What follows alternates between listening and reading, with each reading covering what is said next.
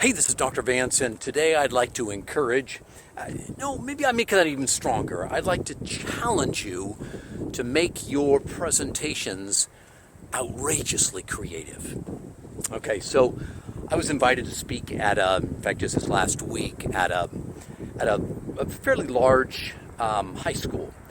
And so with all these hundreds and hundreds of high school students, I knew that, and they hear messages every single week, I knew that I wanted to make the truth that God had given me, I wanted to make it stand out.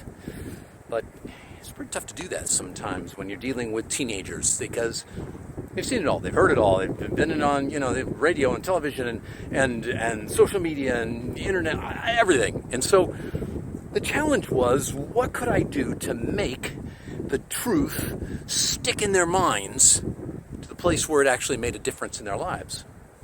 So I visited the school a couple of weeks ahead of time just to kind of get an idea of what their facility was about.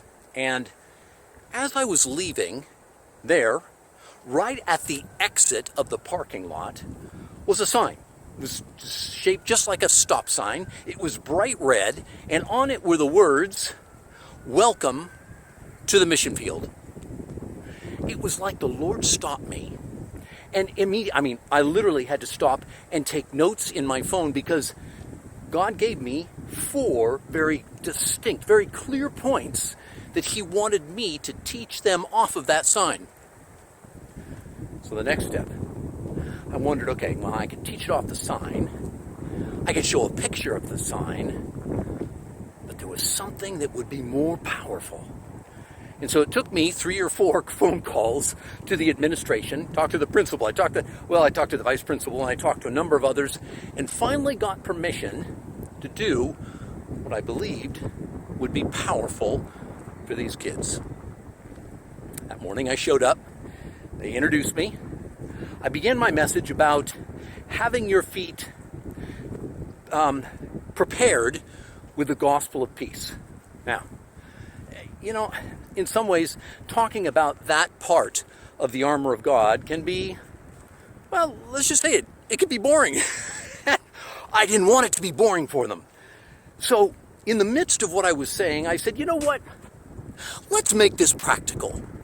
And I clicked the thing, and up on the screen came a picture of the sign that was out at the entrance. Everybody recognized it. No really reaction with the crowd. And I said, you know what? I can do one better. And so I stopped and ran. It was in a gymnasium. I ran to the back of the gymnasium. And that morning, I'd shown up early. And after getting permission from the administration, I had cut the sign off of the post where it was posted. And then I'd attached it to my own post that I'd brought. And I brought a big bucket of dirt. And I ran and I grabbed that sign that was laying there in the corner, and I grabbed the bucket of dirt and I ran back towards the front of the student body. And as I did, and as they began to realize what had happened, the laughter and the applause just raced through the audience. And I plunked the bucket of dirt down in front of the audience. I took the sign, I stuck it in the bucket, and there it was standing up in front of them. And then I took a big old black marker and I said, look, your administration is so cool. They've allowed me to mark up this sign with the 4 points that I believe that God has given me for you. And they're going to leave this sign marked up for the next couple of days just to remind you of these 4 points. And then I went on to give the 4 points about the message of the gospel of peace off of that sign. Now, when I got done, one of the greatest rewards I had was, several hours later, I happened to meet one of the students. And she looked at me and she goes, I remember all 4 of the points that you gave. And then she went on to repeat them. And I thought, yes, that was exactly the point of doing what I did. It wasn't so that the students would clap, and it wasn't so they would applaud, and it wasn't so that they would feel that I was really cool or anything like that. None of that. It was so that when I left over the next day, 5 days, 2 weeks, they would never forget the goofy guy who cut the sign down at their school and brought it in and made a presentation about it. So, do you have to be outrageously creative every time you speak?